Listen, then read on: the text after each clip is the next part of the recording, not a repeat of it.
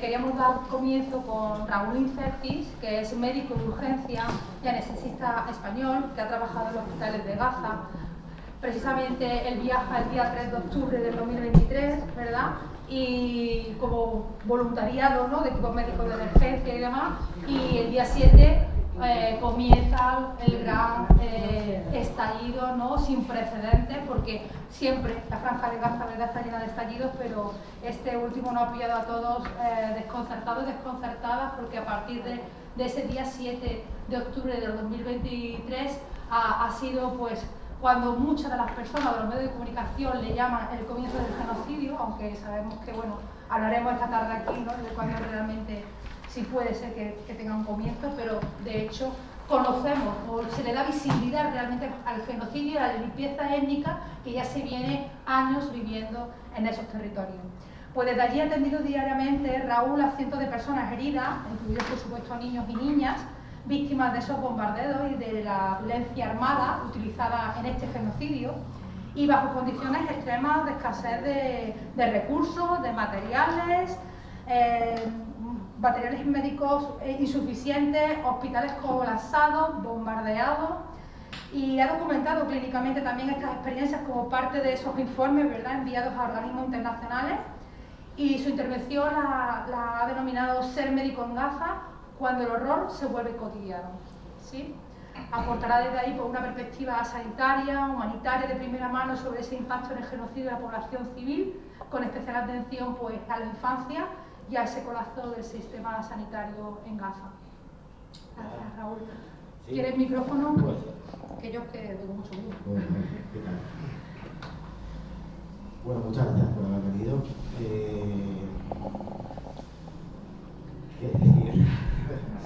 Bueno, muy triste. Muy triste, pero bueno, menos mal que los compañeros gazatíes bueno, estuvieron allí y siguen estando allí, intentando hacer lo posible por seguir atendiendo a las víctimas que siguen llegando. Ha disminuido, lo único que ha cambiado, según me dicen ellos, es que ha disminuido algo el volumen de personas que llegan, muertas, asesinadas o heridas, que llega un poquito más de comida, pero poco más. Bueno, yo me fui, como ha dicho Araceli, en el 2023, y por casualidad me estalló allí el 7 de octubre. Lo pasamos muy mal. Los cooperantes internacionales tuvimos que ir de un lugar a otro junto con los gazatíes. Cambiamos 5 veces de lugar en 3 semanas. Las bombas caían muy cerca, no sé, muy mal. Y tampoco pudimos ayudar porque no había corredores humanitarios, cuando tampoco los hay ahora realmente. Así es que cuando salimos de allí, 3 semanas después, aparte de sentirnos que nos habían perdonado la vida por el hecho de que nuestro pasaporte nos dejara salir, porque éramos extranjeros, no éramos palestinos, aparte de sentir alivio por salir de allí, donde habíamos sentido mucho miedo, también nos sentimos, bueno, teníamos sentimiento de culpa, porque no habíamos podido echar una mano. Y ese es el motivo por el que, bueno, algunos de nosotros, 2 años después, regresamos. Y yo regresé y estuve de abril a mayo. Y estuve en el hospital más grande que hay ahora en Gaza. Gaza tenía un hospital muy chulo, como la FE, era como la FE, más o menos. Se llama el hospital Sifa.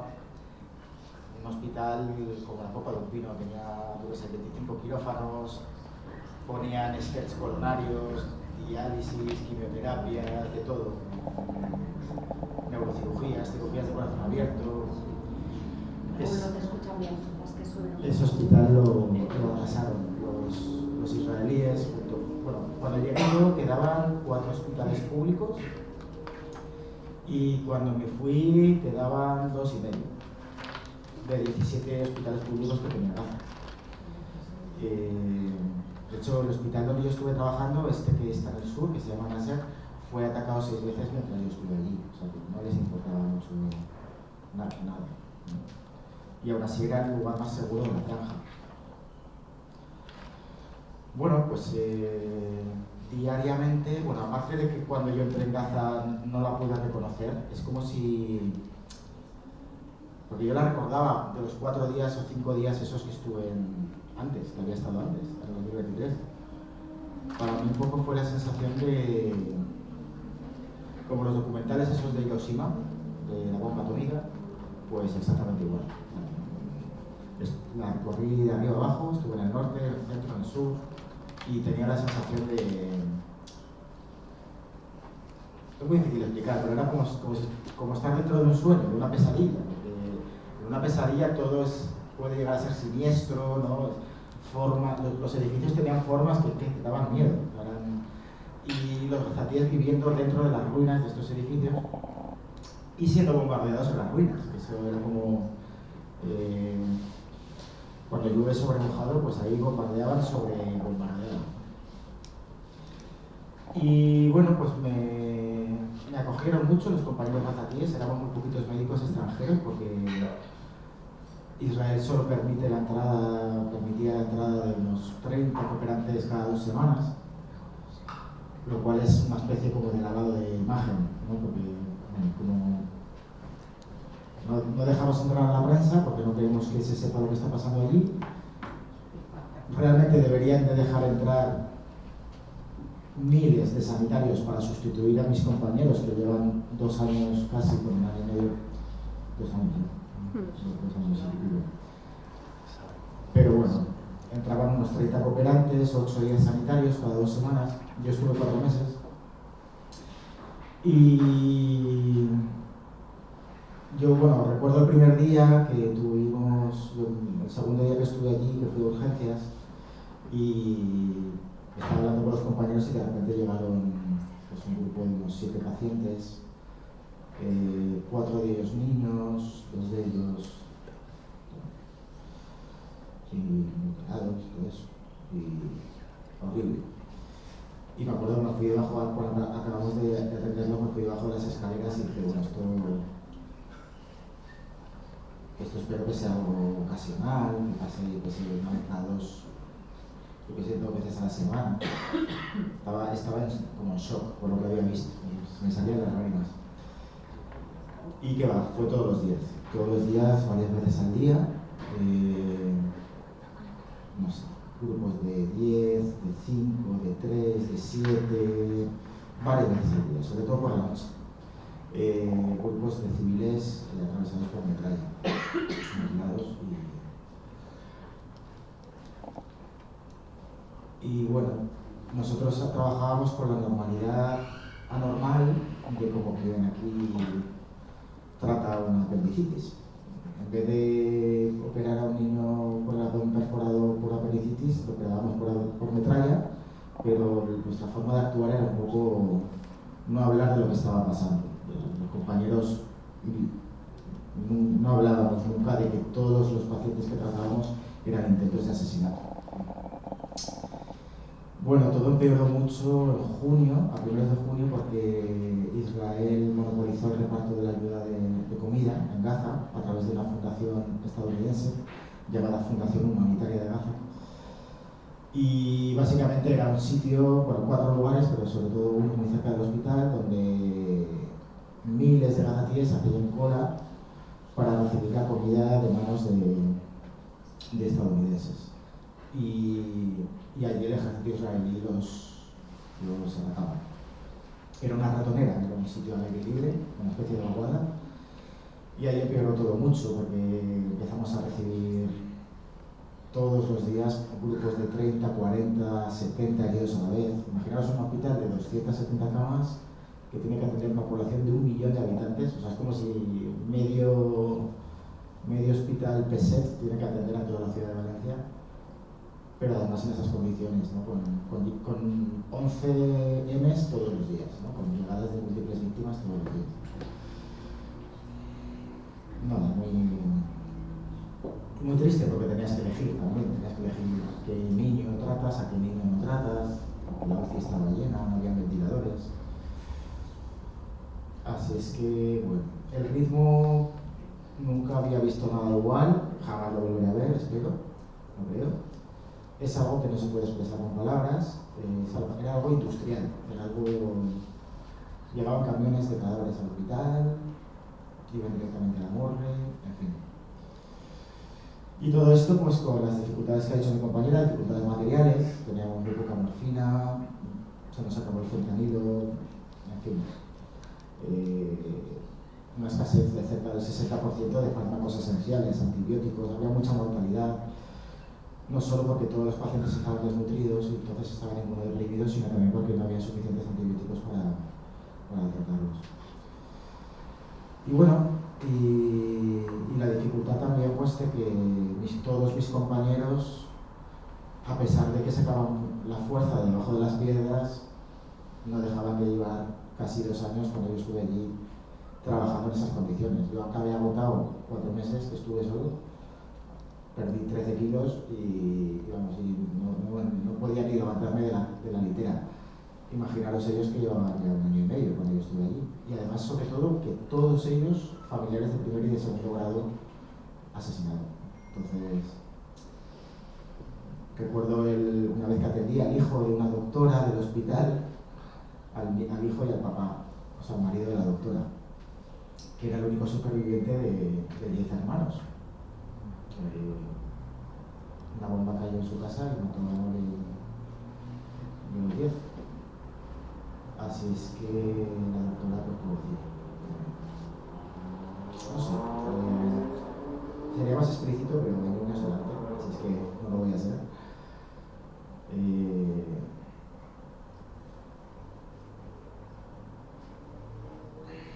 No sé, no tengo palabras. Lo único, pues bueno, que agradezco que hayan lugares como este, que no se deje de hablar. Porque bueno, ellos han conseguido su objetivo, que era que se dejara de hablar, bueno, han sido muy inteligentes. Pues que no se deje de hablar, porque no ha cambiado nada, sigue todo igual.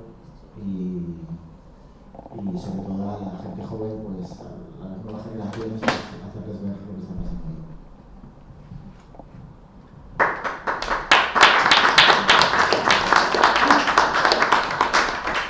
Muchísimas gracias, Raúl, por este testimonio tan en primera persona, tan conmovedor también, ¿verdad? Porque es un testimonio que atraviesa, no puede dejarnos, ¿verdad?, la visita en esas condiciones.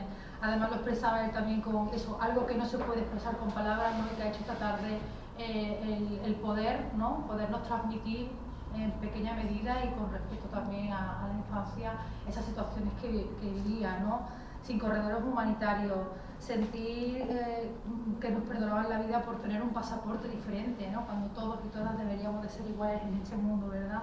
Alivio por salir, ¿no?, ante aquella atrocidad, cuando sabemos también que nos sentimos culpables incluso de salir, cuando sabemos que hay otras personas que no tienen ese pasaporte y que no tienen esa posibilidad tampoco de salir de ese territorio, ¿no? Miedo, culpa, ¿no?, por no poder hacer más de lo que se puede hacer, ¿no? Ese miedo que te hiela los huesos también, ¿no?, ante qué podemos hacer ante todo esto, ¿no? No dejar entrar a nadie tampoco para poder prestar esos corredores humanitarios, esa ayuda. Esperar esperar, ¿no?, y ese estado de shock también, ¿no?, atender a hijas, a maridos, a abuelos, a todo un sistema, a todo un linaje familiares, ¿verdad? Y a trabajar con normalidad lo anormal, porque claro, y no poder hablar, ¿no?, de lo que realmente sucedía, que eran todo intentos o asesinatos. Muchísimas gracias de nuevo, gracias Raúl por hacer el esfuerzo de estar aquí esta tarde y transmitirnos esta realidad, porque como bien decía, no podemos dejar de hablar de ello, ¿no? Por eso también estamos aquí y le damos la bienvenida a nuestra compañera Lola Bañón, y también muchísimas gracias por estar aquí. Os presento a Lola Bañón Castellón, es periodista, es doctora en periodismo y profesora de la Universidad de Valencia, con más de 25 años de trayectoria en información internacional, especialmente también en el mundo árabe, ¿verdad?, Oriente Próximo y Magreb, donde ha cubierto conflictos y crisis humanitarias desde el terreno. Fue enviada también especial en diversas coberturas en Israel, en Gaza, en territorios ocupados, y es autora del libro Palestinos, en el que se relata también la vida cotidiana y los desafíos de la población palestina. Ha participado en importantes reconocimientos por su compromiso con los derechos humanos y la justicia global. Entre ellos el premio de Amnistía Internacional a la defensa de los derechos humanos y el Palestine International Award for Change, disculpen mi inglés, donde además esta tarde nos recibíamos un comentario de cuando no se hablaba de Palestina, ella aquí ya se hablaba de Palestina, ¿no? Entonces, bueno, pues en esta intervención que ha titulado Resistencia y futuro de la palestinidad, pues aportará esa mirada también crítica y contextualizada también, ¿no?, sobre la representación de Palestina. En primer lugar, muchísimas gracias a las personas que habéis organizado esta ocasión para poner de nuevo sobre la mesa lo que pasa en Palestina, ¿no? Y muchas gracias a todo el ejército oficioso que son los médicos. Yo estuve hablando con Busita, el cirujano conocido como el cirujano de Gaza, y él tiene una frase muy... titula sus conferencias así, la ecología de la guerra.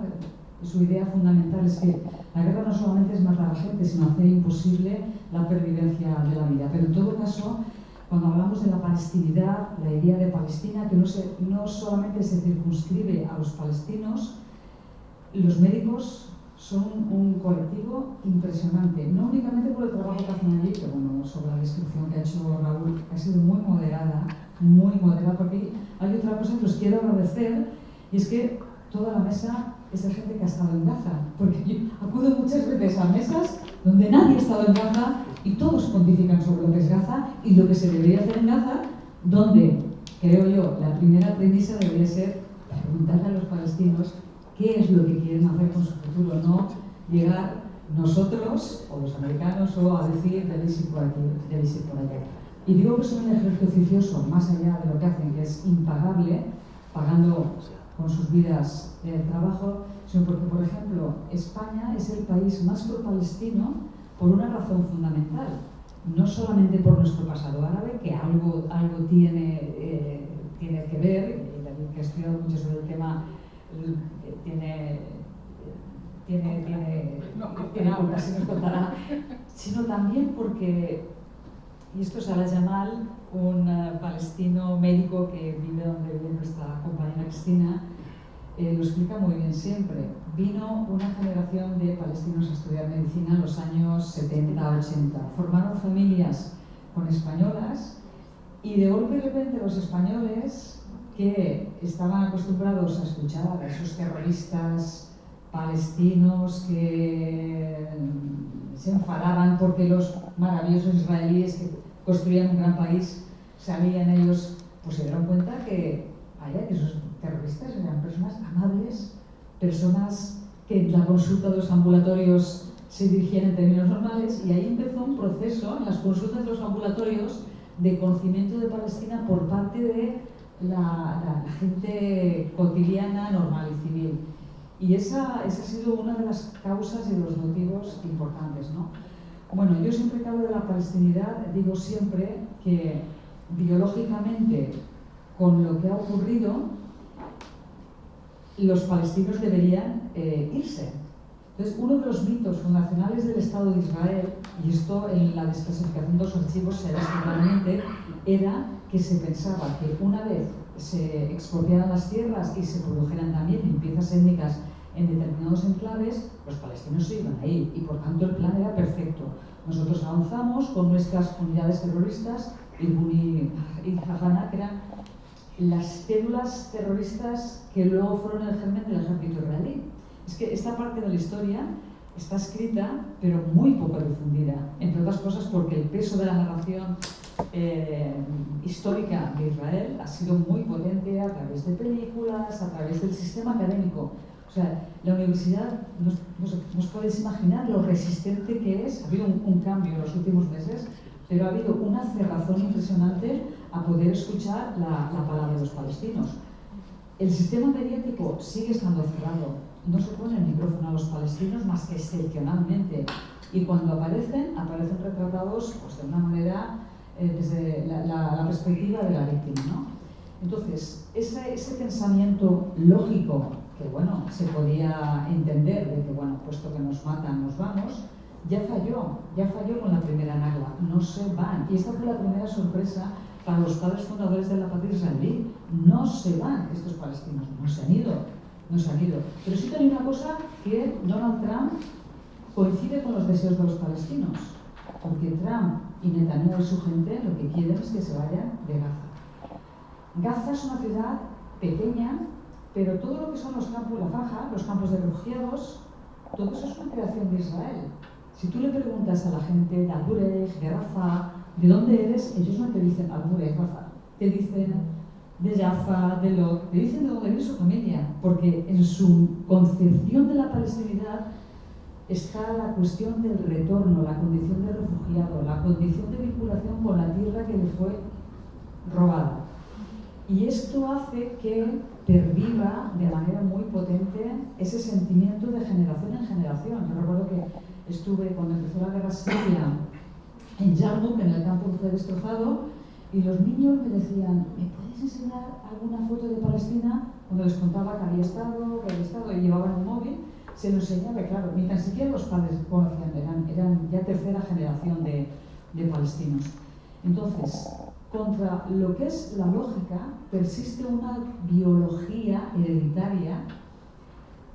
Tengo un amigo palestino que vive en Jordania, en un campo de refugiados, que dice, hay una lógica genética que tú heredas, los rasgos de tu abuelo, los rasgos de tu abuela, de tu bisabuela, pero persiste también una genética psicológica, que es la de heredar. Esto también la programación neurolingüística ha estudiado sobre eso también bastante.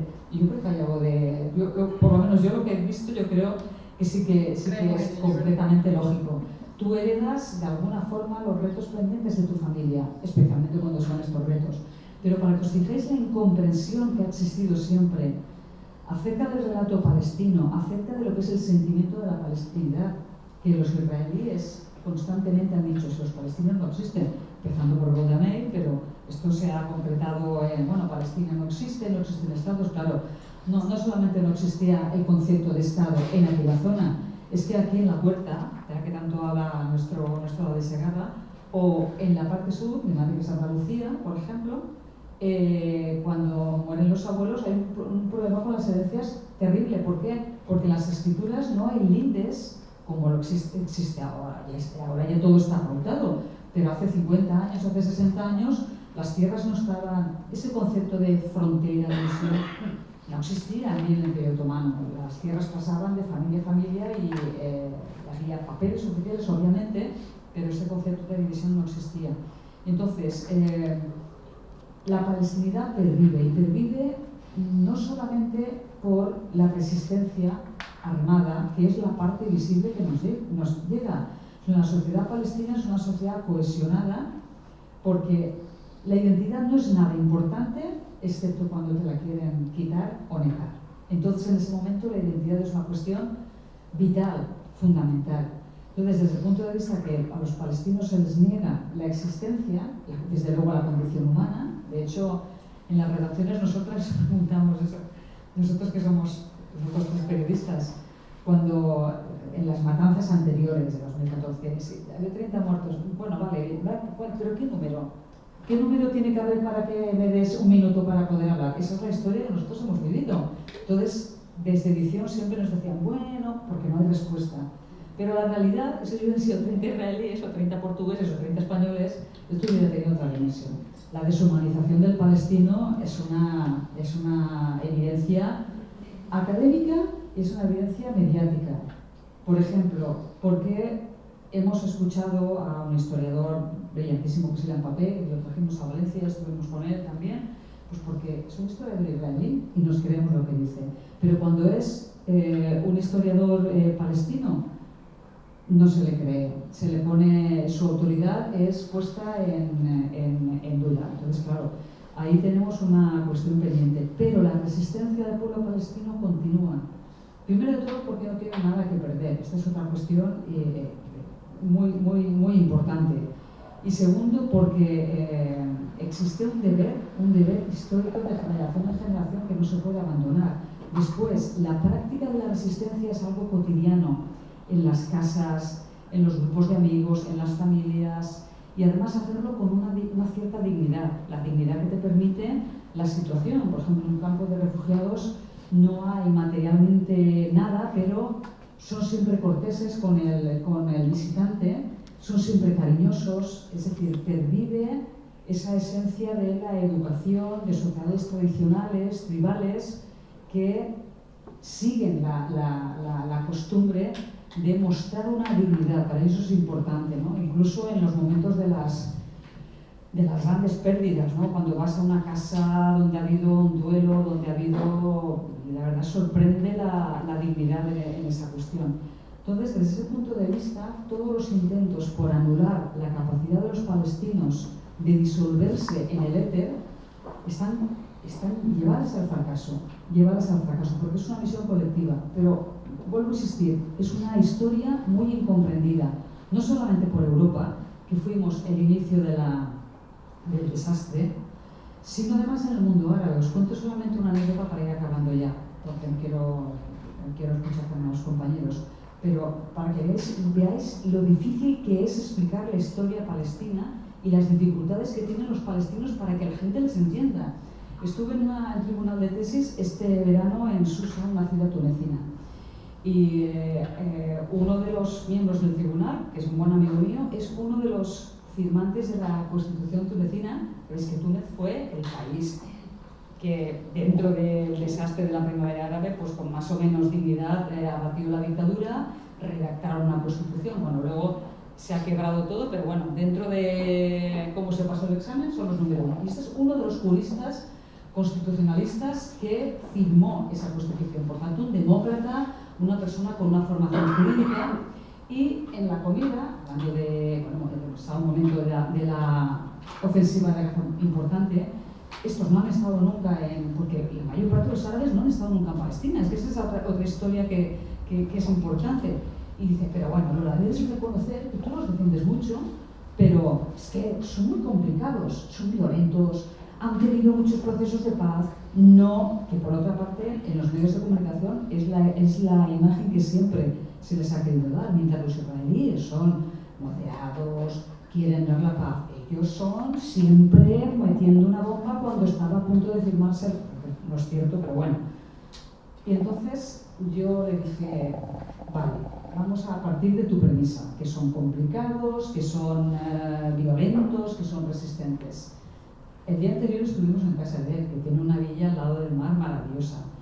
Y le dije, mira, a partir de mañana me voy a quedar en tu casa, me gusta.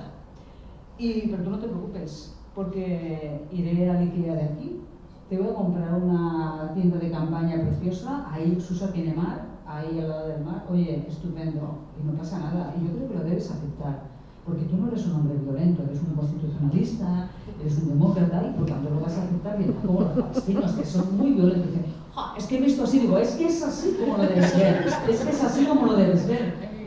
Y décadas después seguimos así.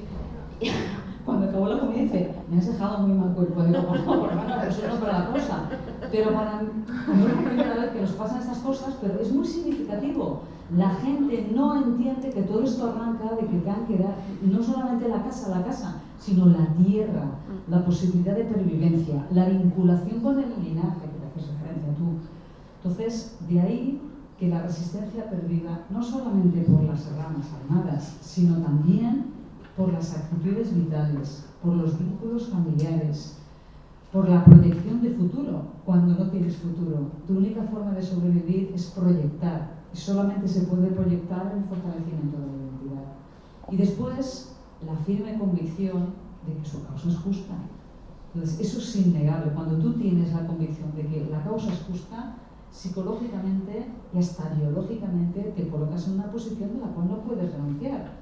Yo he conocido muy pocos palestinos que abandonen esa idea, poquísimos, residuales, y otros, la mayoría, y bueno, mis compañeros sí están de acuerdo conmigo, que, tienen fidelidad absoluta a esa resistencia. Por tanto, y ya la parte final, si esto es así, ¿qué va a pasar en el futuro? Pues yo siempre digo que quien tiene que tener preocupación por el futuro, bueno, los palestinos tienen preocupación por sobrevivir, pero Israel tiene que preocuparse por su futuro, porque Israel, tal y como funciona en este momento, no puede sobrevivir. Es un país con una falta de cohesión interna, con una diversidad no en positivo, sino en diferencia, y lo único que les une es la oposición a los palestinos. Pero es un país además en una crisis profunda. ¿Qué es la tregua? La tregua solamente es un momento de rearme y de descanso para unas tropas muy agotadas. Es un país muy pequeño. Es como la Comunidad Valenciana. Entonces, al final, yo creo que la palestinidad es un sentimiento, es una posición. No hace falta ser palestino para sentir la palestinidad. Y por tanto, la pervivencia de la causa se va a prolongar en el tiempo. Muchas gracias.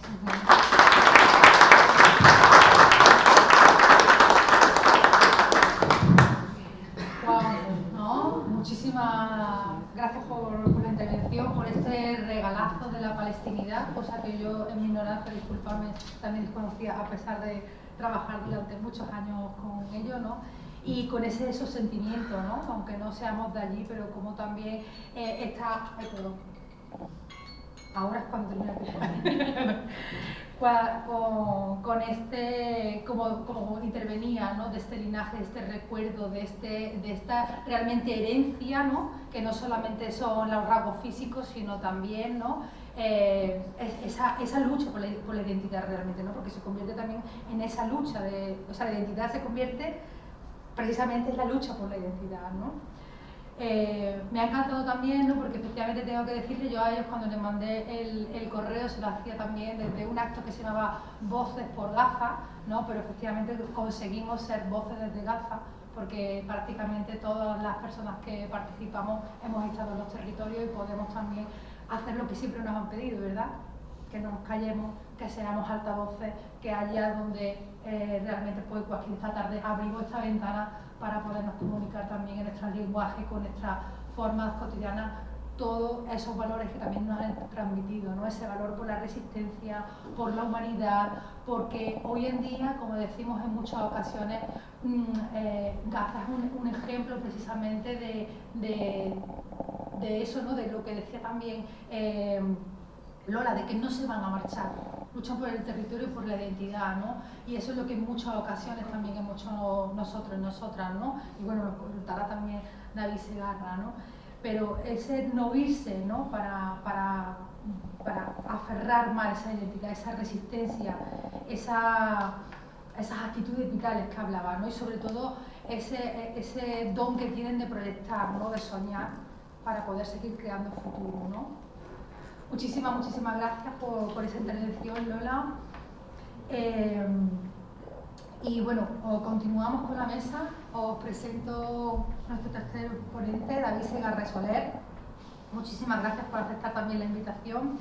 Él es periodista, documentalista, activista valenciano, con una larga trayectoria en medios alternativos y en cobertura también de conflictos internacionales. Fue cofundador también del periódico de L'Avance. Ha colaborado con publicaciones como El Levante, Web, El Ara, La Directiva, y ha trabajado en televisión internacional.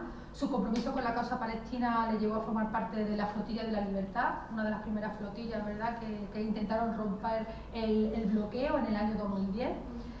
Creo recordar que el 1 de mayo del 2010 fue el ataque realmente a la flotilla, donde fue testigo directo de ese ataque israelí al barco donde viajaba, en el Mavi Marmara, y posteriormente encarcelado tras esos hechos, ¿no? Es autor del libro Viure, Morir y Nacer a Gaza, una obra que combina reportaje, fotografía y testimonio para narrar precisamente la vida, la resistencia y la resiliencia de la población de Gaza, ¿no? En su intervención, que ha denominado De Valencia a Gaza, Vincles y Valors, nos conducirá por ese viaje desde los valores de la educación, la comunidad y la infancia en Palestina hasta los profundos vínculos culturales de palestinos y valencianos y valencianas. Gracias. Molt bé, moltíssimes gràcies. En primer lloc, moltíssimes gràcies a Palestina. Lo primero de todo, muchísimas gracias a Palestina. Shukran كتير لفلسطين لغزة كمان. Moltíssimes gràcies a Palestina perquè és qui ens reunís. Moltíssimes gràcies a Palestina i a la gent de Gaza perquè són qui estan traient el millor de la humanitat i el millor de moltíssimes persones en tots els pobles del món. Gràcies a Palestina per això. Gràcies a Paz con Dignidad justament per això, per buscar pau en dignitat. Sense dignitat no hi ha pau. Sense justícia no hi ha pau. La pau no és l'ausència de la violència explícita, sinó viure sense opressió i sense dignitat i sense tirania, amb llibertat. I moltíssimes gràcies també als companys i a les companyes per estar així, per tota la trajectòria i tot el que feu i el que heu fet i el que fareu. I moltíssimes gràcies a vosaltres per estar així, esta vesprada, que és fonamental.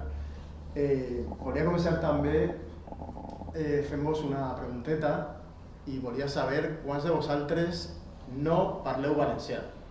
Alceu la mà, per favor. Molt bé. Aproximadament la meitat de la gent valenciana de mitjana, no? Depèn en València o sigui, en quin poble, no? Però més o menys la meitat de la gent el parla i la meitat no el parla. Però el 90% de la gent l'entén. O sigui que avui és un bon moment per a practicar. I estàvem parlant de la identitat palestina, també ens ensenya a valorar les cultures i les arrels. I tinc una segona pregunta, que igual vos sorprèn una miqueta més, però és el mateix. Quants de vosaltres no parleu àrab? Alceu la mà. Val. Igual que amb el valencià, el 90% de la gent l'entén, perquè se pareix al castellà, al francès, a l'italià, és una llengua latina. La bona notícia amb l'àrab és que en realitat tots i totes sabeu àrab. El que no sabeu és que ho sabeu. Igual que jo no sabia que ho sabia, però a l'anar a Palestina vas descobrir que sabia àrab. Què vol dir això de que sabia àrab? És molt senzill. Avui, esta vesprada, estem així, en l'alqueria d'Albors. Albors és el cognom de la família que era propietària d'esta alqueria i és un cognom valencià molt conegut, com per exemple el de Carmen Albors. Amb la història s'ha escrit en S, en X, en CH, de moltes maneres. Albors. I justament Albors, què vol dir Albors o Alburs? Alburs és justament el poble que tenim així enfront, no Tavernes, sinó l'altre, Alboraya. Alboraya és el diminutiu d'Albors. I Burj Assot, el poble que tenim allà també és el mateix. Burj Assot. Al-Burj. Al-Burj allà. I tot això vol dir la torre. Al-Burj vol dir la torre en àrab. Alboraya és el diminutiu, vol dir la torreta. O sigui que sí que sabem àrab. El problema és que no sabíem que ho sabíem. I Alqueria, que és la casa típica de l'horta valenciana, tenim la barraca diríem és la més humil, l'Alqueria és més potent, no més gran. Alqueria és una paraula que tota la població àrab del món entén perfectament, perquè és la paraula que utilitzen els àrabs, inclosos els palestins i les palestines, per a dir el poble, l'aldea, que també és una paraula àrab, aldea, i aldaya. Aldaya, l'aldea, són dos pobles de València i de Catalunya, que són paraules àrabs. Què volen dir? Aldea, igual que Alqueria. Ho tenim així i Palestina ens ho recorda. Jo vaig començar a entendre i a aprendre una miqueta d'àrab, no només per entendre amb la gent de Palestina una miqueta o entendre menys gent en els nostres veïns, de Marroc, d'Algèria o de Tunísia, sinó sobretot per entendre els nostres pobles. Perquè a més resulta que ara, llegint les notícies en aquests anys, veia moltes vegades atac, bombardeig, desplaçaments en el barri d'Alboraix. Barri d'Alboraix, atacat el barri d'Alboraix, atacat el barri d'Alboraix. Igual que quan en la guerra del Golf, en les guerres del Golf, en les guerres contra Iraq, les guerres nord-americanes contra Iraq, bombardeig en Rusafa, bombardeig en Rusafa. Sí, Rusafa és el barri més valencià que n'hi ha, i és que el principal barri de Bagdad es diu Rusafa, d'ahir ve. De Bagdad, a Síria, a Còrdova, a València. Hi havia 4 Rusafes en la història i queden 2. La primera i la última. Alboraya era un poble de la Palestina històrica, que en l'any 48, en el Tamani Arbaïn, el Nakba, va ser esborrat del mapa, i l'Alqueria, el poble, l'aldea d'Alboraya. Els supervivents de la destrucció d'Alboraya es van refugiar en Gaza, i en la franja de Gaza, en la ciutat de Gaza, van crear un camp de refugiats, un camp de supervivents que es deia Alboraya. Mireu si estem connectats i mireu si sabem àrab, i podríem, no és el tema, podríem passar-nos el dia i la nit parlant del tema. Jo visc a l'Albufera, que és el mar xicotet, i en Palestina està també l'Albuhaira Tibèria. أنا أعيش في البحيرة فالنسيا وفي فلسطين بحيرة تيبèria. Lo mismo. I això, com a periodista, ningú m'ho havia explicat mai. Quan vaig estar en Gaza, i en Palestina, veure el mur, veure el colonialisme, veure l'opressió, tot això és xocant, però portava anys. Des que era xicotet, veient-lo a la televisió, llegint-lo en els llibres, llegint-lo en els diaris. El que ningú m'havia explicat mai, és que la franja de Gaza és idèntica al lloc on jo visc ara, a l'Albufera. Són palmeres, són hortes, són tarongers, són oliveres, són platges, són dunes, és un paradís. Tota Palestina té la mateixa geografia que la nostra. I això, desgraciadament, no ens ho havien explicat. Fixeu-vos que fa uns anys vaig estar vivint en Gaza uns mesos i justament era Ramadà com ara. I clar, la gent, la majoria de gent, estava fent el dejuni i compartíem una casa en un barri en Arrimal, prop del port de Gaza, en la platja de Gaza. I bé, com a bon valencià, vaig dir, mira, m'encarregué jo de fer el dinar i m'acompanya a anar a un supermercat d'allà, que es deia l'Àndalus, i que tenia una cafeteria que es deia València, en la qual vaig anar amb el pare de Tamer, que no està avui perquè igual és pare, potser està sent pare ara, vam anar a aquesta cafeteria a València, un palestí que havia estudiat i que vivia en València i un valencià que estava en Gaza. Òbviament no ens cobraran quan diguem que tots eren de València, la cafeteria de València. Però us ho conte perquè érem 2 persones comprant el dinar, el menjar, per a 10 persones. És a dir, portàvem moltíssimes bolses. I quan vam eixir, clar, no podíem carregar-les totes, portàvem 20 o 30 bolses. Vam cridar un taxi, vam parar un taxi, i el taxi però parava en el costat del front del carrer. I bueno, anàvem creuant en les bolsetes de 3 en 3, de 4 en 4, per a plenar i omplir el taxi al nostre apartament i portar tot el menjar. I sense que se donaren compte, de repent, un enjambre, un eixam, de xiquetes d'aquest tamany, totes en l'uniforme impoluto i perfectament pentinades i netetes, totes sense que ningú, sense dir ni hola, estaven agarrant les borses i portant-les del supermercat al taxi. I sense dir ni adeu, se'n van anar. Ni hola ni adeu, només van ajudar a uns desconeguts. I jo en aquest moment em vaig quedar pensatiu, dient, els xiquets de Palestina són així, els xiquets de Gaza són així. Jo voldria que els nostres xiquets foren també així. Estos xiquets tenen més coneixement que jo.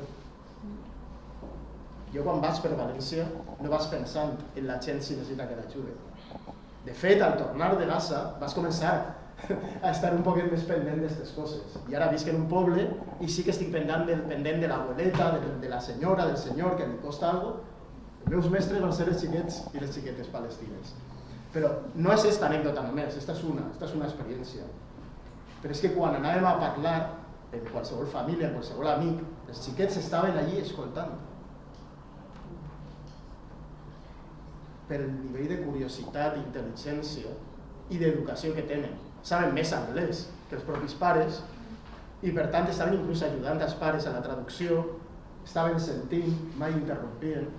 Quan el bebè un xiquet estava plorant perquè no s'alçara la mare o el pare, la xiqueta o el xiquet s'alçava i se preocupava per l'altre xiquet, i jo estava al·lucinant.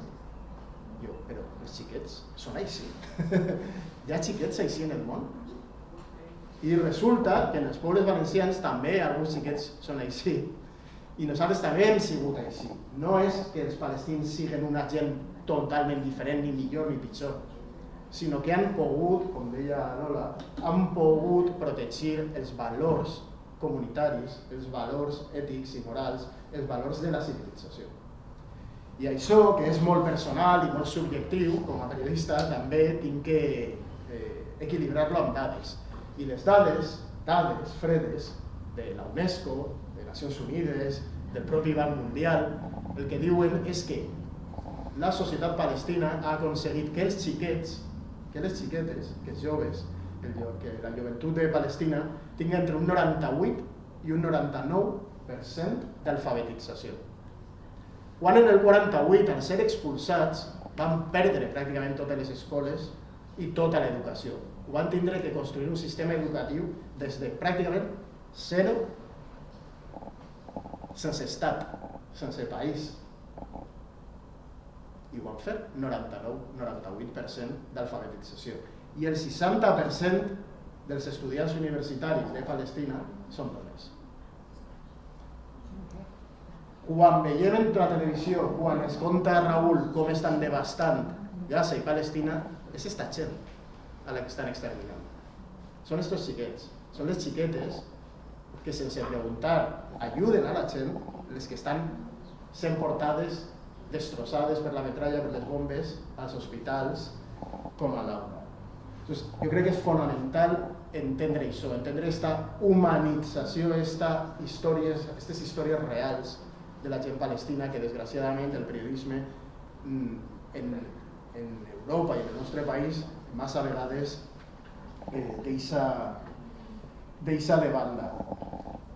Per acabar, ara al març i a l'abril publicarem un llibre d'un dels grans mestres de Gaza, de Rifat al-Hariri, el qual va ser convidat per una universitat valenciana a vindre ací a fer uns cursos i unes conferències, i li vam dir que clar, que seria benvingut, que aquesta és una terra que s'estimem molt a la gent de Palestina, que les nostres universitats són molt actives. De fet, la Universitat de València ha destacat per això, però mai va vindre, mai va arribar a València, mai va arribar a la universitat, perquè al poc més d'un mes d'iniciar-se el genocidi de Gaza va ser assassinat perquè era una de les principals veus. Però us ho conte perquè ell va deixar i va passar a la història, per tota la seva trajectòria, per tot el seu llegat, per ser el mentor del coneixement i de l'educació, però perquè també va deixar escrit un poema, de fet, els versos més traduïts del segle XX, traduïts a totes les llengües del món, que diu: si he de morir, tu has de viure per contar la meva història. I de fet això és el que entre tots i totes intentem fer, que és contar les històries de Palestina, les històries de Gaza, que no només són de destrucció i de mort, també són de cultura, també són de professionalitat. Sabeu que el cap d'urologia de l'Hospital de Castelló és palestí? Sabeu que la persona que no està aquí avui, que estava anunciada, Tamer Hamdan, un amic i company, ell és metge, és nascut a Gaza, criat a València, i és metge valencià, és palestí però és un metge valencià que vos atendrà, que ens atendrà, que ens cuidarà. I tot això me porta al principi, que és quan vas estar en Gaza, i desgraciadament Gaza ha passat de ser el que era durant mil·lennis, un oasi, escrit per Herodot, escrit per Alexandre el Magne, escrit per el Gran, escrit pels faraons, escrit per tots els historiadors i cronistes de la història, com un oasi, com un lloc de pas inevitable per les seues aigües pures, per les seues hortes, perquè era un oasis. Desgraciadament, des de l'ocupació hi ha un 97% dels aqüífers de Gaza que estan contaminats, i jo al viure allí durant mesos i veure amb exactament el mateix que els palestins i menjar exactament el mateix que els palestins, finalment me vaig ficar malalt. Vaig agafar salmonella perquè, clar, tot està contaminat. I vos ho conte perquè allí me van atendre a mi també en un hospital de Palestina de la millor manera a nivell professional, de la millor manera a nivell humà i de la millor manera en la qual ni me cobraren ni res, sent un estranger que ni tenia un segur d'allà ni absolutament res. Eixa humanitat també és Palestina. I la veritat és que no ho sé, mai vaig apuntar el nom, però és possible que fora a l'hospital Al-Auda, en Jabalia. La veritat és que no ho sé, hauré de contrastar-ho, però si no era l'Auda, era un altre. Jo crec que aquestes històries també han de contar-se per a entendre i per a valorar el que s'està devastant en Palestina, el que s'està perdent en Palestina i el que cal protegir a Palestina. I última lliçó d'àrab, Al-Auda, és el concepte central de la resistència palestina.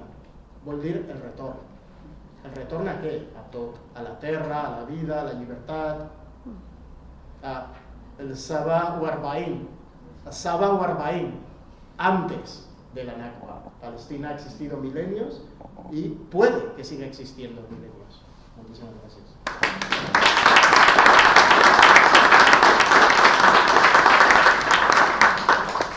Gracias, David. Existirá milenios porque efectivamente si antes están muertos seguiremos contando sus vidas, ¿verdad?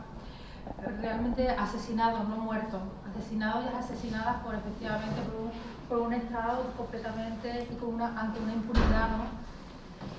Asesinado también esa humanidad que decíamos, ¿no? Que representa también el pueblo de Gaza junto con otros pueblos y que en este momento, como muchas veces en los colegios decimos, no solamente se está jugando la vida de los palestinos y las palestinas, que son los que están poniendo el cuerpo ante realmente la atrocidad que estamos viviendo a nivel mundial, a esa pérdida de valores, de humanidad, a esa imposición a quitar, y qué más gráfico, ¿no? A destrozar esos oasis que tenemos, no solamente territoriales, sino también humanos, para implementar las atrocidades que quieren hacer, ¿no? Y que en este momento realmente no solamente se está jugando ese territorio, no solamente, sino que lo que más se pone en juego están siendo los derechos, el derecho internacional humanitario, los derechos humanos, que son los que se están perdiendo o los que ya hace rato perdimos, ¿no? Y ahora nos están siguiendo recordando esta población que continúa, que efectivamente hay que dar las gracias también por continuar con esa resistencia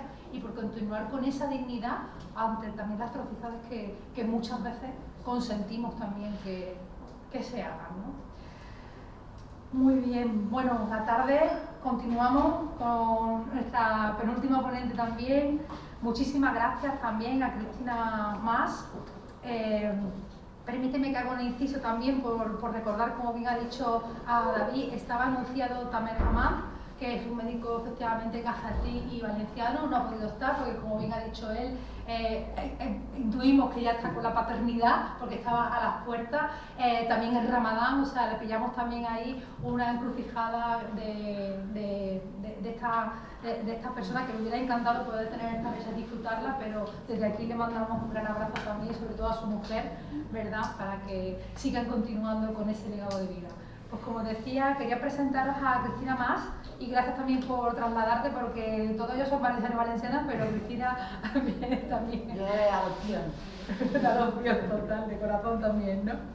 Cristina Mas es periodista, también es su jefa internacional actual del diario Ara, con una larga trayectoria periodística y especializada también en la cobertura de conflictos en la región del Mediterráneo y Oriente Próximo. Es autora de Palestina desde Dins y también coeditora de Un crit per l'Espan de Gaza, disculpa mi valencià, un libro que está editado en catalán y en castellano, y es un libro solidario que reúne voces de Gaza que han escrito sus textos literalmente bajo las bombas, y que también periodistas, expertos, activistas solidarios, ¿no?, focalizan la mirada en la terrible situación que vive la infancia de Gaza.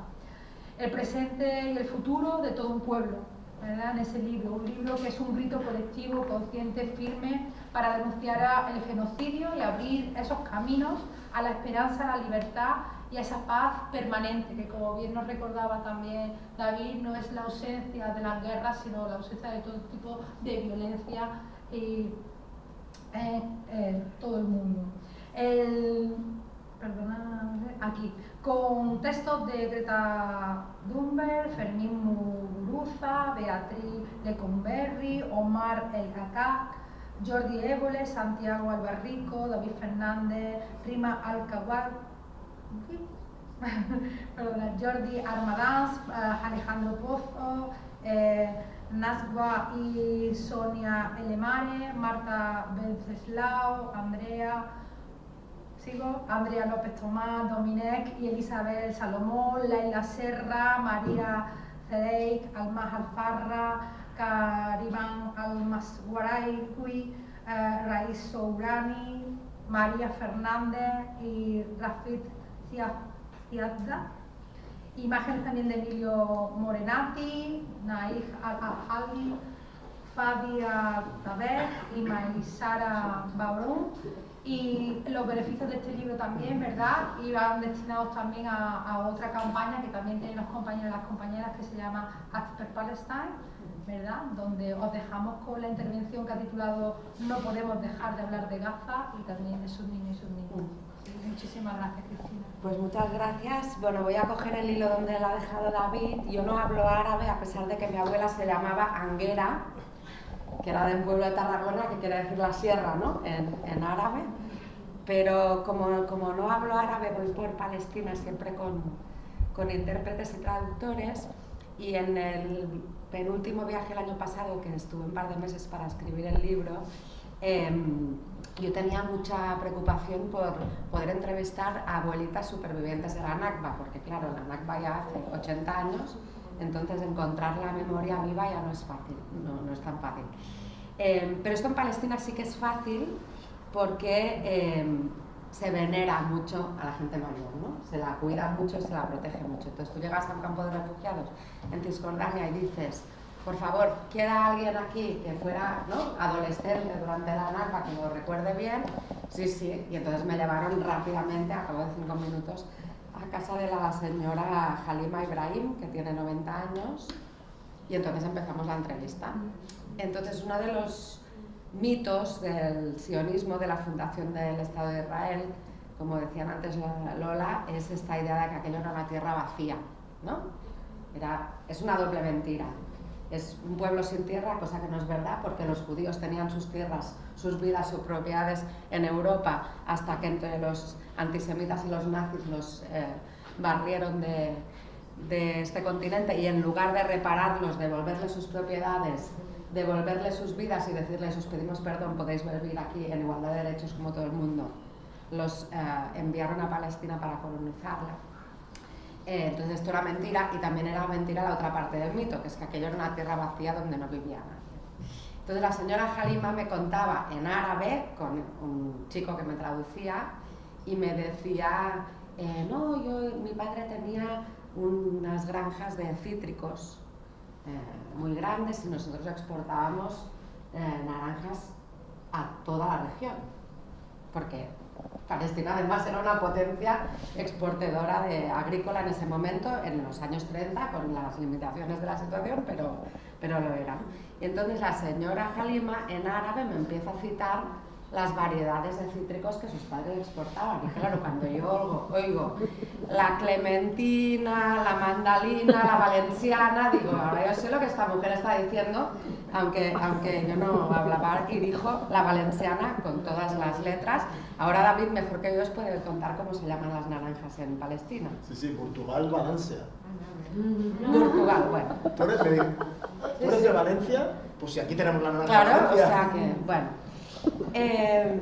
Bueno, yo quería un poco hablaros, porque ya lo han dicho todos los compañeros, de lo que está pasando ahora, lo que significa este plan de Trump que se impuso el 11 de octubre y que va avanzando. Creo que cada vez se va viendo más claro cuál es el objetivo real de este llamado alto al fuego y de este plan que pusieron en marcha. Y creo que el objetivo real era lanzarle un salvavidas a Netanyahu y al Estado de Israel. Veníamos de aquel verano en el que se ponía en cuestión la participación de Israel en el Festival de Eurovisión en casi todos los países de Europa, se había parado la vuelta ciclista, cosa que tuvo una repercusión en todo el mundo por la participación del equipo israelí, la flotilla había salido, ¿no?, evidenciando la parálisis de los gobiernos y todas las complicidades. Y, si queréis, el momento culminante de esto es Netanyahu en la Asamblea General de la ONU el 27 de septiembre, hablando solo ante un auditorio prácticamente vacío porque la gran mayoría de delegaciones se negaron a quedarse escuchando el discurso de un genocida. Esto, para el Estado de Israel, es una situación de crisis total y absoluta porque es un artefacto colonial que depende de la aquiescencia de la opinión pública y los gobiernos en Europa y en Estados Unidos, ¿no? Sin esto no puede sobrevivir. Y más porque, como decía antes Lola, quien tiene que estar preocupado por su futuro es el Estado de Israel. Esta dependencia ha ido más. Israel se ha convertido en mucho más dependiente de el apoyo norteamericano. Israel tenía que hacerse mayor algún día, tenía que ser capaz de caminar solo, y lo que se ha producido es justamente lo contrario. Entonces, en este momento de máximo aislamiento internacional, de máximo cuestionamiento internacional, como nunca en su historia había vivido el Estado de Israel, nunca en ningún momento de su historia, hay que hacer algo porque aquello no está saliendo bien, ¿no? Ha habido más de 2 años de genocidio acelerado, los palestinos no se van de Gaza, las fracturas dentro de la sociedad israelí son cada vez más evidentes y el proyecto del Estado de Israel está cada vez más, ha perdido, digamos, toda su reputación y está cada vez dependiendo del apoyo de la ultraderecha europea, de los Mileys y de Trump como sus únicos voces defensoras, ¿no?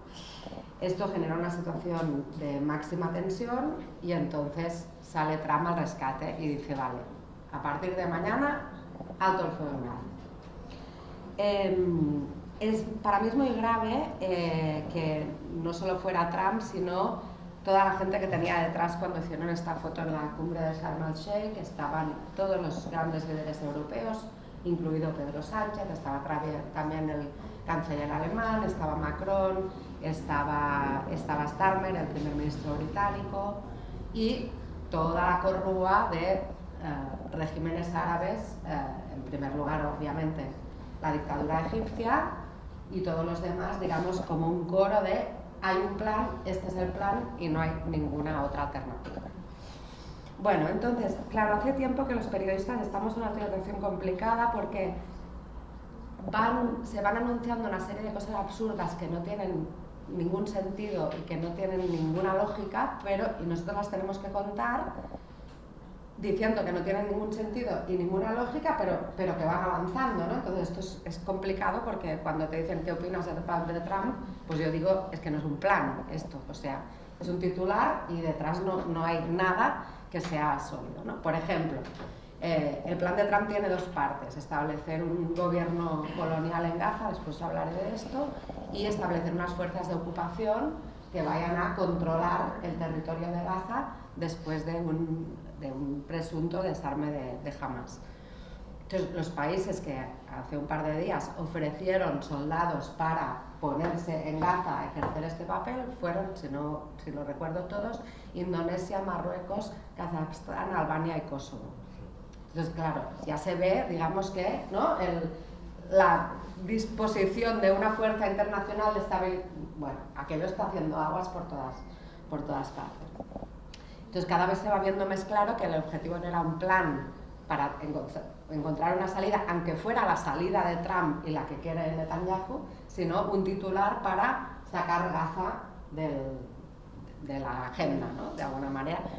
Y es preocupante cómo lo están consiguiendo. ¿Qué ha pasado desde entonces? Desde entonces tenemos 620 muertos en Gaza por ataques directos israelíes. Luego habría que sumar toda la gente que ha seguido muriendo de enfermedades curables porque los hospitales están como están, la gente que ha seguido muriendo de hambre, la gente que ha seguido muriendo de frío, la gente que ha seguido muriendo de los edificios que colapsaban con las lluvias porque ya están muy tocados con los bombardeos. O sea, todo esto no los contamos solamente los muertos por fuego directo de los drones, la artillería o los francotiradores israelíes, 620 muertos en octubre, noviembre, diciembre, enero, febrero, 5 meses. Es difícil imaginar en otro contexto donde hablaríamos de alto el fuego con 620 muertos directos sobre la mesa. Luego el ejército israelí, con esta línea amarilla de la cual nos hablaba antes Salma, que es una línea absolutamente absurda, imaginaria, que para los palestinos no tiene ningún sentido. Muchos de estos muertos han sido porque se han acercado a esta línea sin ni siquiera saberlo, porque no es nada real, son unos postes puestos de color amarillo cada X metros.